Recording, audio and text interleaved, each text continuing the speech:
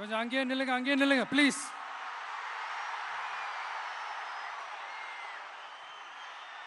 கொஞ்சம் அமைதியா நான் பேசுறத கொஞ்சம் கேளுங்க ப்ளீஸ். ஒரு 5 மினிட்ஸ் தான், கொஞ்சம் அமைதியா இருங்க ப்ளீஸ். ப்ளீஸ் நண்பர்களே, கொஞ்சம் அமைதியா இருங்க ப்ளீஸ். அதை தாண்டி யாரும் வரக்கூடாது ப்ளீஸ்.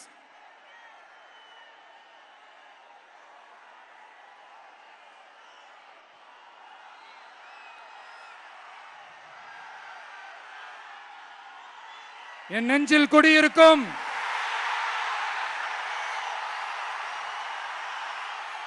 கொங்கு மண்டல தங்கங்களே,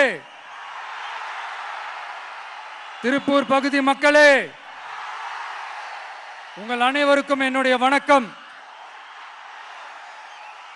டே ஆஃப்டர் டுமாரோ 16th அன்னைக்கு நம்மளுடைய தேர்தல் வாக்குறுதிகளை ஒரு புக்கா வெளியிடுறோம். அதுக்கு முன்னாடி இங்க சில பாயிண்ட்ஸை மட்டும் உங்களுக்கு படிச்சுட்டு போயிடுறேன். அதை மட்டும் கொஞ்சம் கவனமா கேளுங்க ப்ளீஸ் நண்பர்களே. Okay, all well there? All well? பேசலாமா? கொஞ்சம் அமைதியா இருங்க ப்ளீஸ். நெசவாளர்கள், சிறு குறு நடுத்தர தொழில்கள் மற்றும் விவசாயிகள் மற்றும் காவல்துறையினர் சம்பந்தமான நம்மளோட அஜெண்டா சிலதை உங்ககிட்ட நான் படிக்கிறேன். 1, நெசவாளர்களின் தயாரிப்புகளை நேரடியாக சர்வதேச சந்தைகளில் விற்பனை செய்வதற்காக அரசுக்கு சொந்தமான ஒரு உலகளாவிய இ-காமர்ஸ் பிராண்ட் உருவாக்கப்படும்.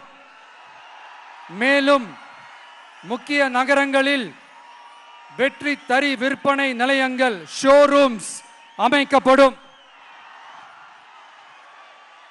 2வது, நிலையற்ற நூல் விலை மற்றும் மின்சார நெருக்கடி சுமையை பகிர்ந்து கொள்ள கைத்தறி மற்றும் விசைத்தறி வைத்திருக்கும் ஒவ்வொரு நெசவாளர் குடும்பத்திற்கும் ஆண்டுக்கு 30,000 ரூபாய் வங்கி மூலம் நேரடியாக நமது டிவிக்கு அரசு வழங்கும். 3வது, கைத்தறிகளுக்கான இலவச மின்சாரம் 500 யூனிட்டுகளாகவும் விசைத்தறிகளுக்கான இலவச மின்சாரம் 1500 யூனிட்டுகளாகவும் உயர்த்தப்படும். அடுத்தது, நெசவாளர்களின் உற்பத்தி செலவுகளை குறைப்பதற்காக அவர்கள் வழங்கும் நூல், சாயங்கள் மற்றும் ரசாயனங்களுக்கு நமது டிவிக்கு அரசால் 50% மானியம் வழங்கப்படும். அடுத்தது, நமது டிவிக்கு அரசில் அனைத்து நெசவாளர்களுக்கும் ரூபாய் 10 லட்சம் ஆயுள் காப்பீடு வழங்கப்படும். மேலும் நெசவாளர்களின் முதியோர் ஓய்வூதியம் மாதம் 3000 ரூபாயாக உயர்த்தப்படும். குறு சிறு மற்றும் நடுத்தர தொழில்களின் வளர்ச்சி, லட்சக்கணக்கான வேலை வாய்ப்புகளை உருவாக்குற துறையில ஒண்ணுதான் இந்த எம்எஸ்எம்இஸ். இந்தியாவிலேயே அதிகமான எம்எஸ்எம்இஸ் இருக்கிற மாநிலங்கள்ல நம்ம தமிழ்நாடும் ஒண்ணு. ஆனா இப்படிப்பட்ட இந்த பெருமைக்கு இன்னும் மிக பெருமை சேர்த்தது யார் தெரியுமா? இந்தியாவிலேயே அதிகமான எம்எஸ்எம்இ நிறுவனங்கள் மூடப்பட்டதுல தமிழ்நாடு தான் 2வது மாநிலம். இந்த பெருமையை உண்டாக்குனது தான் திமுக ஆட்சியோட மிகப்பெரிய சாதனை. இப்போ இந்த குறு சிறு மற்றும் நடுத்தர தொழில்களோட வளர்ச்சிக்காக நம்ம டிவிக்கு அரசு என்னெல்லாம் செய்யும்னு கொஞ்சம் பார்க்கலாம். முதல்ல, நெருக்கடியில் உள்ள குறு சிறு மற்றும் நடுத்தர நிறுவனங்களுக்கு உதவுவதற்காக ரூபாய் 15,000 கோடி ஸ்டேட் கிரெடிட் கேரண்டி ஃபண்ட் உருவாக்கப்படும். இரண்டாவது, குறு சிறு மற்றும் நடுத்தர நிறுவனங்கள் மூடப்படுவதற்கான மிகப்பெரிய காரணங்களில் ஒன்று 400% மேல உயர்ந்துள்ள பீக் ஹவர்ஸ் மின் கட்டணம். இது குறிப்பாக ஜவுளி துறையில் உள்ள குறு சிறு மற்றும் நடுத்தர நிறுவனங்களை பாதித்துள்ளது. டிவிகே குறு சிறு மற்றும் நடுத்தர நிறுவனங்களுக்கான MSMEs இந்த பீக் ஹவர்ஸ் மின் கட்டணத்தை நமது டிவிகே அரசு நிறுத்தி வைக்கும். அடுத்தது விரிவான ஆய்வுக்கு பிறகே மின் கட்டணத்தை முறைப்படுத்தும். மேலும் குறு சிறு மற்றும் நடுத்தர நிறுவனங்கள் அடுத்து வரும் 5 ஆண்டுகளுக்கு 100% மின்சார வரி விலக்கை பெறும்.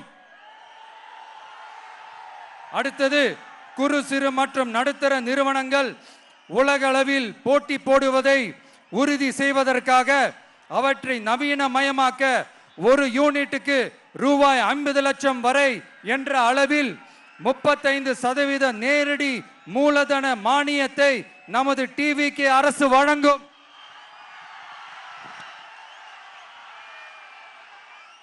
அடுத்து நம்ம எல்லாருக்கும் சோறு போடுற நம்ம தெய்வங்களான விவசாயிகளுக்கான அஜெண்டா கொஞ்சம் படிப்போமா? 5 ஏக்கருக்கு குறைவான நிலம் உள்ள விவசாயிகளுக்கு வேளாண் கூட்டுறவு சங்கங்களில் வாங்கிய பயிர்க்கடன் முழுமையாக தள்ளுபடி செய்யப்படும். 5 ஏக்கருக்கு மேல் உள்ள விவசாயிகளுக்கு 50% தள்ளுபடி செய்யப்படும். அடுத்தது குறைந்தபட்ச ஆதரவு விலைக்கு MSP சட்டப்பூர்வ உத்தரவாதம் வழங்கப்படும். நெல்லுக்கு ஒரு குவிண்டாலுக்கு 3500 ரூபாயும் கரும்புக்கு டன் ஒன்றுக்கு 4500 ரூபாயும் வழங்கப்படும்.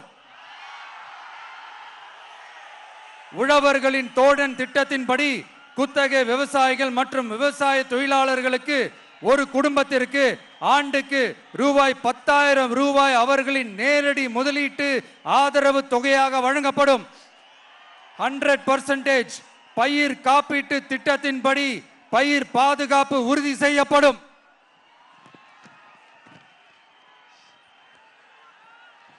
கடைசியாக நமது அரசு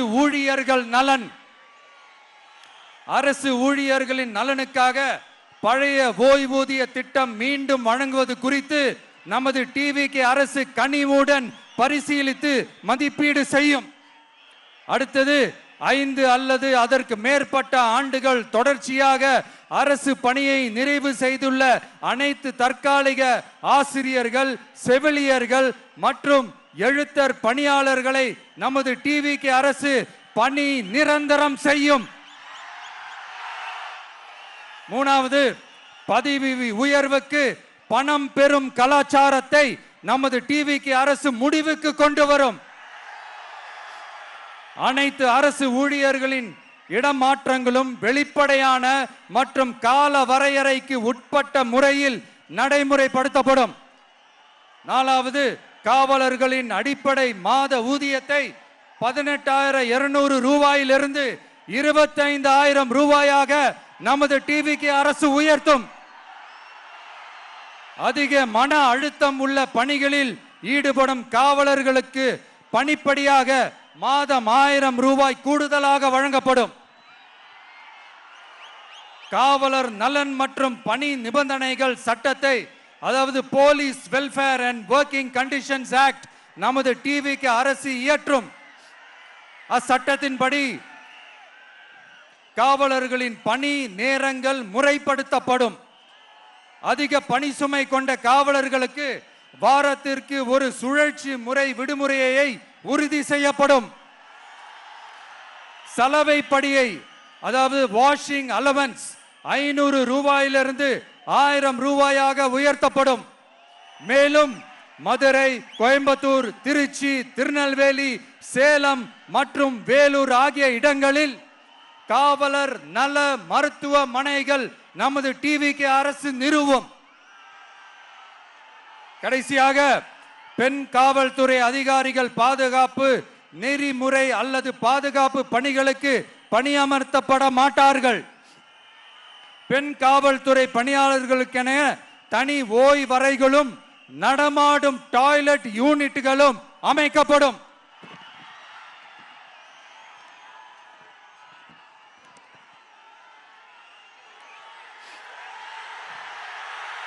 நீங்க எல்லாரும் இந்த விஜய 100% நம்பலாம். நான் உங்களுக்காக மட்டும்தான் வந்திருக்கிறேன். உங்களுக்காக நன்றி கடன் செலுத்துறதுக்காக மட்டும்தான் வந்திருக்கிறேன். பொய் வாக்குறுதிகள் கொடுத்து நான் உங்களை ஏமாத்த மாட்டேன்.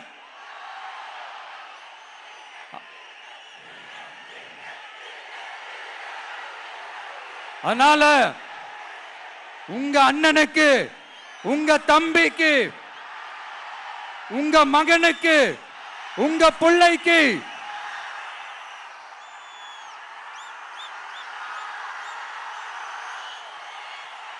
ஒரே ஒரு வாய்ப்பு கொடுங்க. தயவு செஞ்சு விசில் சின்னத்துக்கு ஓட்டு போடுங்க. இது ஒரு விசில் புரட்சி தேர்தலா இருக்கணும். கான்பிடென்டா இருங்க. நல்லதே நடக்கும். வெற்றி நிச்சயம், வெற்றி நிச்சயம், வெற்றி நிச்சயம்.